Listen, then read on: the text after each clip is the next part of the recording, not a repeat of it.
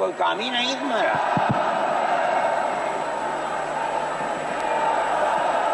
بسم اللہ الرحمن الرحیم الحمد للہ نحمده ونستعینه ونستغفره ونؤمن به ونتوکل علیہ ونعوذ باللہ من شرور انفسنا ومن سیئات اعمالنا من يهده الله فلا مضل له ومن يضلله فلا هادي له ونشهد أن لا إله إلا الله وحده لا شريك له ونشهد أن سيدنا ومولانا محمدا عبده ورسوله أما بعد مسلم پرسنل لا بورڈ کے صدر محترم نائیڈو صاحب کے نائب صدر اور ہمارے مہدی صاحب، دوسرے حضرات جو یہاں بیٹھے ہوئے ہیں، اور یہ جمع غفیر لاکھوں آدمی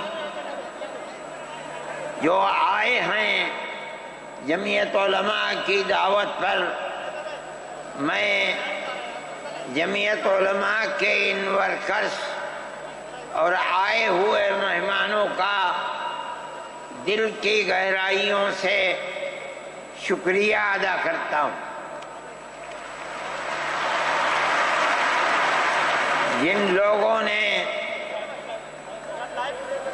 جمعیت علماء ہند کی دعوت پر اپنے احباب کو جمع کیا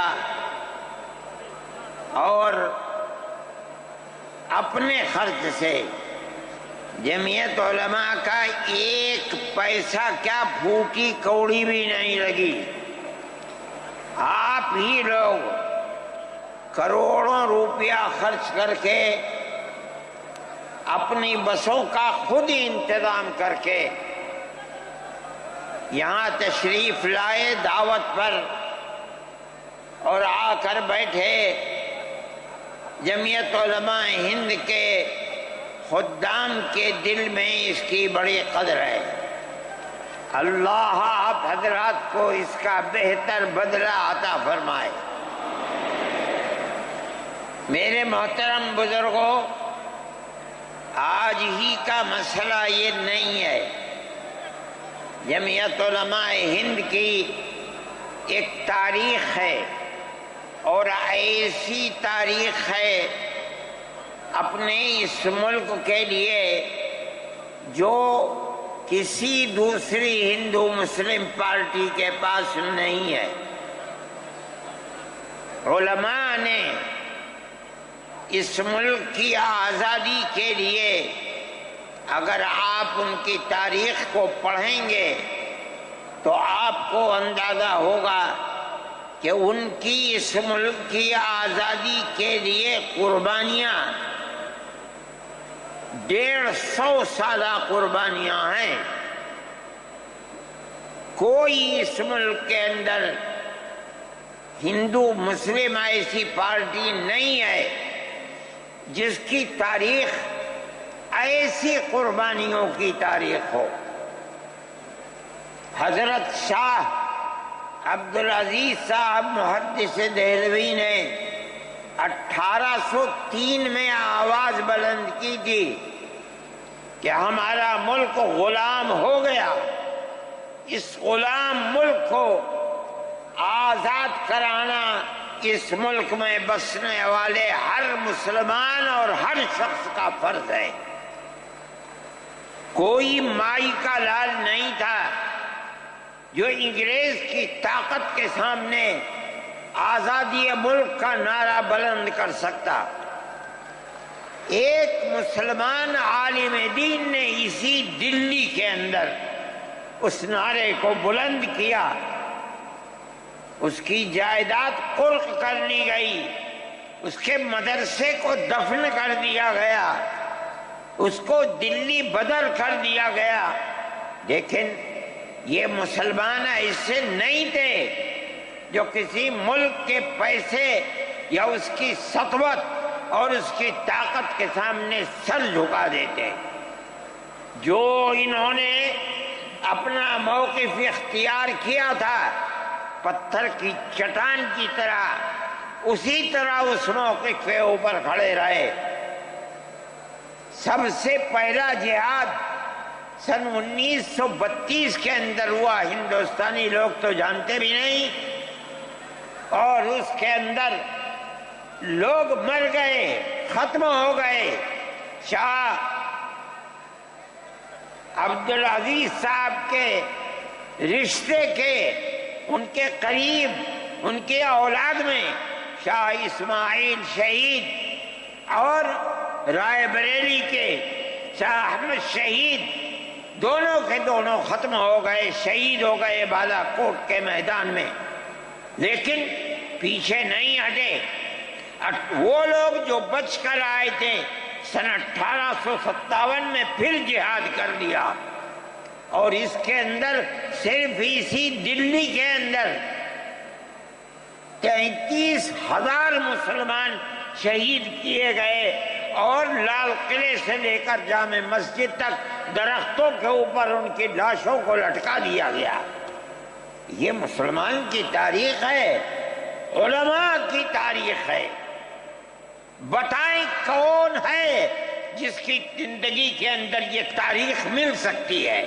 میں کہتا ہوں، لاکھوں آدمی کے سامنے کہتا ہوں، کوئی مائی کا لال ہے جس نے اس ملک کی اس طرح خدمت کی ہو جس طرح مسلمان علماء نے خدمت کی ہے؟ میرے بھائی، جمعیت علماء انہی مجاہدین کی بنائی ہوئی جماعت ہے۔ ہم تو ان کے جوتے سیدھے کرنے والے ہیں۔ ہمارا کیا کام ہے؟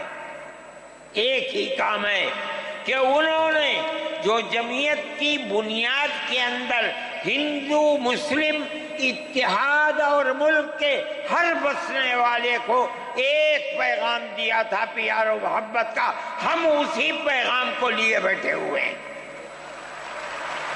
ہمارا کام صرف اتنا ہے۔ دنیا توڑنا چاہتی ہے، حکومتیں برباد کرنا چاہتی ہیں، فرقہ پرست ذہنیت آگ لگانا چاہتی ہے، یہ نعرہ دینا چاہتی ہے کہ ہندو الگ، سکھ الگ، مسلمان الگ۔ ہم کہتے ہیں نہیں، ہندو مسلم سکھ عیسائی بھائی بھائی۔ یہ ہمارا پیغام نہیں ہے، ان بزرگوں کا پیغام ہے جنہوں نے پھانسیوں کے تختوں کو چوما، اپنے اس ملک کے لیے چوما ہے، اس کی آزادی کے لیے چوما ہے۔ اس ملک کے اندر یگانگت اتحاد جس کو آج آگ لگایا جا رہا ہے، ہمارے بزرگوں نے اسی اتحاد کے لیے اپنی قیمتی جانوں کو قربان کیا ہے، اور ان کا مقصد یہ تھا کہ ملک آزاد ہو جائے۔ حکومت ایسی بننی چاہیے جو حکومت سیکولر حکومت ہو، کسی کا حق نہ جائے۔ کانگریس اس لیے نہیں بنی تھی، یہ 1803 کی آواز ہے کہ ملک غلام ہو گیا، جہاد کرنا فرض ہے۔ کانگریس کا تو وجود بھی نہیں تھا۔ کانگریس تو 28 دسمبر 1985 کو بنی ہے، اور اس کا پہلا اجلاس بمبئی کے اندر ہوا ہے۔ آپ لوگ سمجھیں اس کو، کانگریس ملک کو آزاد کرانے کے لیے نہیں بنی تھی۔ کانگریس کی تجویز موجود ہے، وہ کہتے ہیں کہ ہندو مسلم ملک کے بسنے والوں کی اس جنگ و جدال سے دو جہاد سن 32 کا 1857 کا اس جہاد کے نتیجے میں جو برطانیہ کی حکومت اور ہندوستان کی حکومت میں دوری پیدا ہو گئی ہے، کانگریس کا مقصد تھا کہ اس دوری کو ختم کر دیا جائے، ملک کو اپنے گردن سے زنجیر غلامی کی نکال کر توڑ دیا جائے۔ کانگریس کا مقصد نہیں تھا۔ میں آپ سے کہتا ہوں یہ بات ہے اور کانگریس کی تجویز میں موجود ہے، کوئی اس کی تردید نہیں کر سکتا۔ کسی نے حضرت گنگوہی رحمت اللہ علیہ سے پوچھا کہ ایک جماعت بنی ہے جو ہندوؤں نے بنائی ہے انگریز کے ساتھ مل کر، کیا مسلمان اس جماعت میں شریک ہو سکتا ہے؟ حضرت نے فتویٰ دیا اور یہ کہا کہ جس طرح اپنے کاروبار میں ہندو مسلمان شریک ہو سکتا ہے، اسی طرح اس پارٹی کے اندر بھی ہندو مسلمان شریک ہو سکتا ہے، بشرطے کہ دین کو کوئی نقصان نہ پہنچے۔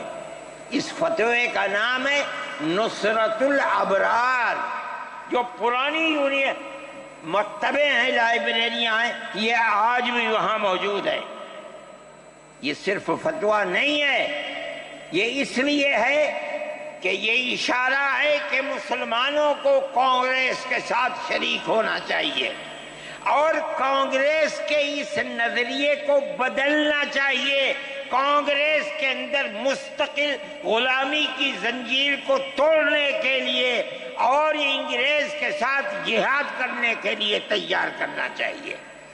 مسلمان جوق در جوق اس کے اندر شریک ہوئے، کانگریس کے اس نظریے کو بدل دیا اور کانگریس کو ملک کی آزادی کے لیے کھڑا کر دیا۔ یہ مسلمان کا، علماء کا، جمعیت علماء کا کردار ہے۔ کوئی مانے نہ مانے، تاریخ میں لکھی ہوئی چیزیں ہیں، ہم سے پوچھے ہم وہ تاریخ کی لکھی ہوئی چیزیں لیں گے۔ ہماری تاریخ کو مٹا دیا گیا۔ وہ طبقہ جو آج ملک کے اندر اسلام اور مسلمانوں کو دفن کرنا چاہتا ہے، وہ ہماری تاریخ کو دفن کرنے کے اندر کامیاب ہو گیا، مگر ہم کہتے ہیں یہ ہماری تاریخ ہے۔ میرے بھائی، ملک اسی طرح چلتا رہا، جیسے جیسے آزادی قریب آتی رہی، جمعیت علماء ہند وہ تنہا ایک جماعت تھی جو برابر موتی لال نہرو، جواہر لال نہرو، گاندھی جی سے یہ بات کہتی رہی کہ ہمیں ضمانت دو، ہم 143 سال ہیں ہماری زندگی، جہاد کی زندگی، ہمیں یہ ضمانت دو کہ ملک آزاد ہوگا تو اس کا کردار سیکولر کردار ہوگا، دستور سیکولر دستور ہوگا، جس کے اندر ہندو، مسلمان، سکھ، پارسی، عیسائی ہر ایک کو اپنے مذہب کے ساتھ جینے کا حق ہوگا اور حکومت کا کوئی مذہب نہیں ہوگا۔ ہمارے پاس تجویزیں موجود ہیں، برابر ہمیں مفتی کفایت اللہ صاحب جو جمعیت علماء کے اس وقت صدر تھے، نام لے کر ان کے پاس موتی لال نہرو، گاندھی جی، یہ لوگ اپنی ورکنگ کمیٹیوں کی تجاویز بھیجتے ہیں، مفتی صاحب کرم فرما، مفتی صاحب یہ ہے کہ ہمارا ملک جب آزاد ہوگا ہم گارنٹی دیتے ہیں کہ ملک سیکولر ملک ہوگا۔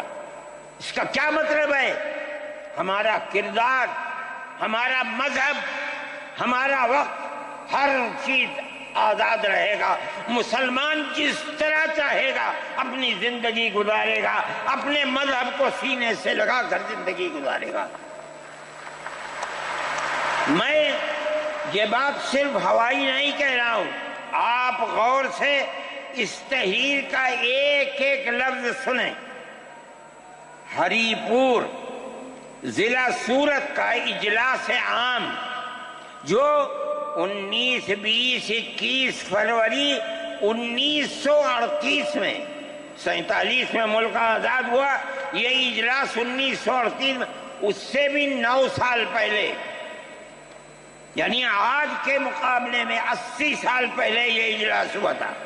اس کے اندر تجویز دیکھیے آپ، ورکنگ کمیٹی نے 1937 میں اپنی کلکتے کی میٹنگ میں اقلیتوں کے حقوق پر جو تجویز پاس کی تھی اسے یہ کانگریس منظور کرتی ہے، اس وقت کی بات ہے، اور نئے سرے سے اعلان کرتی ہے کہ ہندوستان کی اقلیتوں کے تمدنی، مذہبی اور لسانی حقوق کی حفاظت کرنا کانگریس کا پہلا فرض اور بنیادی پالیسی ہے، تاکہ حکومت کی کسی بھی ایسی اسکیم میں جس میں کانگریس شریک ہو، اقلیتوں کو ترقی اور نشو و نما کا زیادہ سے زیادہ موقع مل سکے۔ آپ الفاظ پر غور کیجئے، اور وہ قوم کی سیاسی، اقتصادی اور کلچرل زندگی میں پورا حصہ لے سکے۔ اس کے بعد اس بنیاد پر مسلمانوں کو مطمئن رہنا چاہیے کہ آزاد ہندوستان کی حکومت میں ان کا مذہب، مذہبی فرائض، اذان، نماز، جمعہ، عید، روزہ، حج، زکوٰۃ، مذہبی تبلیغ، مساجد، مقابر، قربانی، مذہبی جلوس، مذہبی جلسے وغیرہ جملہ مذہبی رسوم اور مذہبی ادارے محفوظ ہوں گے، اور اسی طرح ان کی تہذیب و تمدن، ان کے تعلیمی ادارے، خانقاہیں، امام باڑے، عیدگاہیں، تکیے، کربلائیں، آثار قدیمہ، اوقاف وغیرہ سب محفوظ ہوں گے، اور اسی طرح ان کی زبان، ان کی شاعری، رسم الخط وغیرہ سب کے سب آزاد اور محفوظ ہوں گے، کسی پر کوئی رکاوٹ اور قید نہ ہوگی۔ جو میں آپ سے کہہ رہا ہوں، آپ دیکھیے، یو پی کانگریس کا شائع کردہ election board, National Herald press, Lucknow, 1946 کے اندر، شاید 10 فروری جو میں نے نقل کیا ہے وہ مٹا ہوا تھا، اس کے اندر یہ بلیٹن شائع ہوا ہے۔ میں کہتا ہوں کہ ہندوستان کی جمعیت علماء کے بار بار کھچوکے لگانے پر وعدہ کرو کہ ملک سیکولر ملک ہے، وہ وعدہ کرتے چلتے ہیں۔ میں آج آپ سے پوچھتا ہوں کہ اس میں سب سے پہلی چیز ہے کہ مسلمانوں کا مذہب اور مذہبی فرائض محفوظ رہیں گے۔ آج میں پوچھتا ہوں، ملک کی آزادی کو 70-80 سال ہو رہے ہیں، بتائیے کیا محفوظ ہے مسلمانوں کا؟ آپ مذہب محفوظ ہے مسلمانوں کا؟ کیا آپ نے مسلمان مذہب کا مسئلہ قرآن و حدیث سے ثابت ہے؟ آپ جو کچھ کر سکتے تھے آپ نے نکاح اور طلاق کے اندر کر دیا، مذہب کہاں محفوظ ہے؟ آپ کی حکومت اتراکھنڈ میں ہے، آپ یکساں سول کوڈ، یعنی کوئی تعلق مسلمان کا مذہب سے نہیں ہوگا، گورنمنٹ جو قائم کرے گی اس کے اوپر مسلمان کو چلنا ہوگا۔ کہاں کا سیکولرزم ہے؟ کیا مسلمان اس پر اطمینان کر سکتا ہے؟ آپ کی زندگی اور آپ کی حکومت کا بنیادی ناپاک پتھر یہ ہے کہ مسلمان کو اپنے مذہب سے آپ دور کر دیں۔ کیا آپ اسے قبول کریں گے؟ یہ آج کی حکومت کا یہ مسئلہ ہے۔ مذہبی فرائض کہاں کے آپ زندہ رہ گئے؟ آج آپ نے مسئلہ بنایا ہے کہ اتراکھنڈ کی ریاست اور شہروں کے اندر مسلمان جو 50 سال سے آباد ہے، آباد بھی نہیں رہ سکے گا۔ یہ آپ کا کردار ہے، یہ تصویر ہے اور ناپاک تصویر ہے، ہم کہتے ہیں۔ جس تصویر کو آپ پیش کر رہے ہیں یہ تصویر سیکولر دستور کی تصویر نہیں ہے۔ ہمارا آج کا یہ کنونشن سیکولر دستور کی حفاظت کے لیے ہے۔ کہاں ہے جی؟ کیا کر رہے ہو؟ اس ملک کو، ملک میں رہنے والوں کے لیے جہنم بنا رہے ہو۔ جمعیت علماء اس کو قبول نہیں کرتی۔ ہم تو کہہ رہے ہیں اس بات کو، کسی کی زبان اٹھتی ہو یا نہ اٹھتی ہو، لیکن ہم کہتے ہیں کہ جو ہو رہا ہے وہ ملک کو آگ لگانے کے لیے، دستور کو آگ لگانے کے لیے ہو رہا ہے۔ جمعیت علماء اسے قبول نہیں کرے گی۔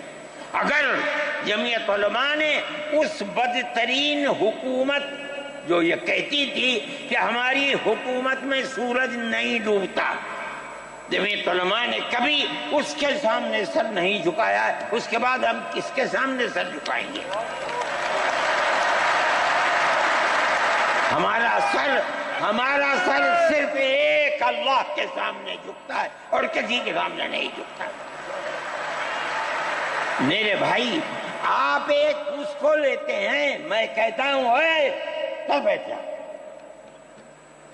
آپ کیا کہتے ہیں؟ اس کے اندر جہاں ہے وہاں اسی طریقے سے اوقاف وغیرہ سب محفوظ ہوں گے۔ اوقاف محفوظ ہیں، یہ آپ کے سامنے حضرت مولانا بیٹھے ہوئے ہیں، تقریر کی ہے۔ اوقاف کو ہڑپنا چاہتے ہیں۔